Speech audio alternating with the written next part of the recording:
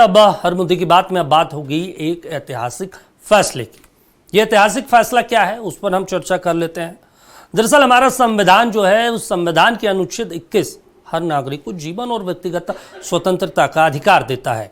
यह अधिकार सबसे महत्वपूर्ण मौलिक अधिकारों में से एक है, लेकिन कई बार सवाल उठता है कि क्या जीने के अधिकार में सम्मानजनक मृत्यु का अधिकार भी शामिल हो सकता है।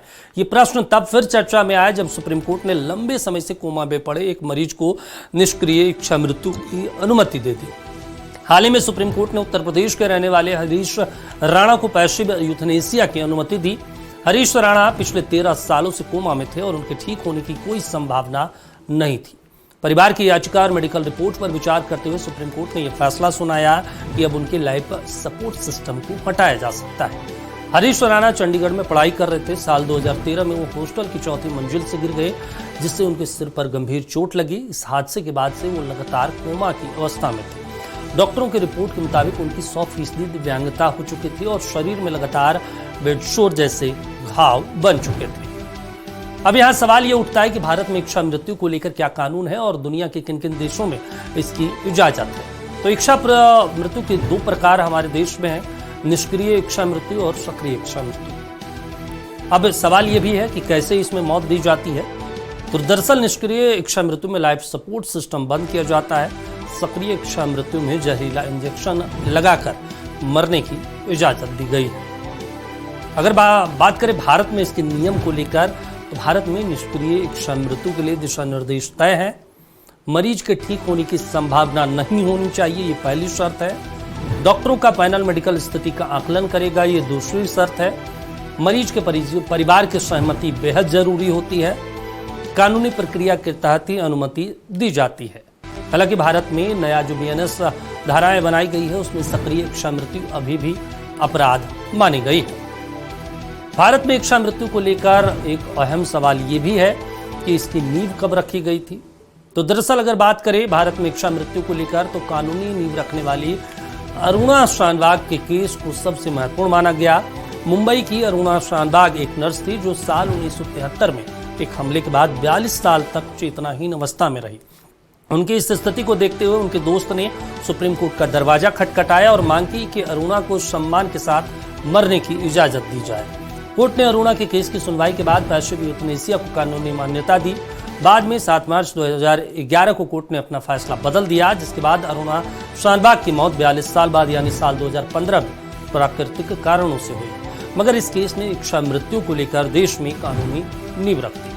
अब यहाँ सवाल ये उठता है कि दुनिया के वो कौन कौन से देश है जहाँ इच्छा मृत्यु की कानूनी इजाजत है। हम यहाँ पैसिव यूथनेसिया नहीं बल्कि एक्टिव यूथनेसिया की बात कर रहे हैं, जिसमें लोगों को जहरीले इंजेक्शन के जरिए मरने की इजाजत होती है। इस लिस्ट में कुल 11 देश शामिल है। तो आपको उन देशों के बारे में भी बताते हैं कि कौन कौन से देश में ये कानून अभी तक लागू है। सबसे पहले स्विट्जरलैंड में लागू की गई, जहां पर साल 1942 में इच्छा मृत्यु को कानूनी मान्यता दी गई। वो ऐसा करने वाला पहला देश है। अमेरिका में है, अमेरिका के 10 राज्यों में इच्छा मृत्यु की इजाजत है। इसके अलावा नीदरलैंड में साल 2002 में इच्छा मृत्यु कानून बनाया गया। यहाँ 12 साल के बाद नाबालिग को भी इच्छा मृत्यु का अधिकार है। बेल्जियम में 2002 में लाइलाज बीमारी से पीड़ित लोगों को बर्दाश्त से बाहर दर्द झेल रहे मरीजों को इच्छा मृत्यु की इजाजत है।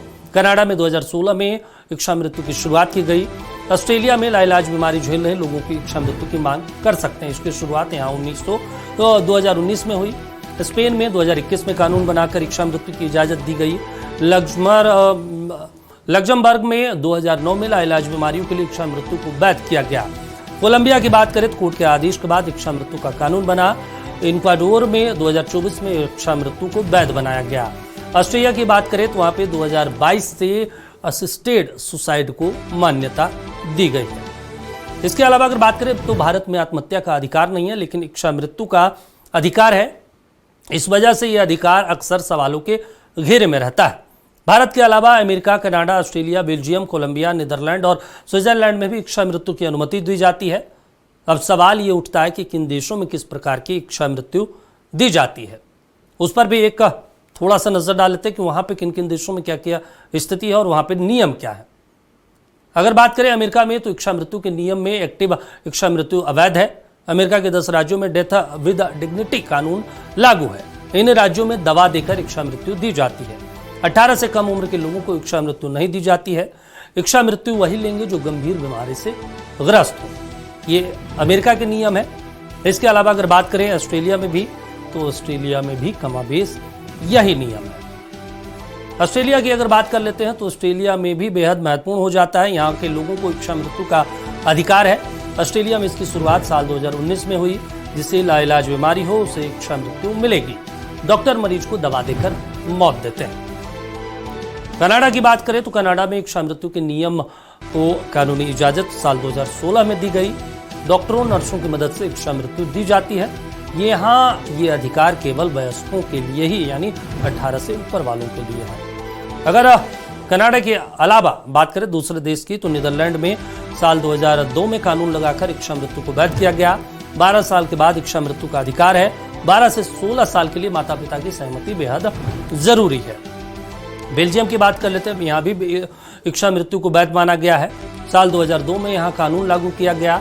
जिनके ठीक होने की कोई उम्मीद ना हो उन्हें इच्छा मृत्यु दी जाती है। अब एक और महत्वपूर्ण है, भारत में अगर इच्छा मृत्यु की बात करें तो भारत में पहला इच्छा मृत्यु का ऐतिहासिक फैसला सुनाते हुए कोर्ट ने कहा कि यह मामला निष्क्रिय इच्छा मृत्यु का मामला है। जहां 2018 कॉमन कॉज दिशा निर्देशों को कानूनी रूप से लागू किया गया। कोर्ट ने केंद्र सरकार से आग्रह किया है कि सुप्रीम कोर्ट दिशा निर्देशों के अनुरूप इच्छा मृत्यु पर एक व्यापक कानून बनाए। अब देखना होगा, सरकार को निर्देश दिया गया है। अब केंद्र सरकार इस मामले को लेकर किस तरीके से पहल करती है, क्योंकि ये ऐतिहासिक मामला था, इसलिए हमने इसे आपको समझाने की कोशिश की। हर मुद्दे की बात में अभी के लिए बस इतना ही। देखते रहिए नक्षत्र न्यूज। नमस्कार।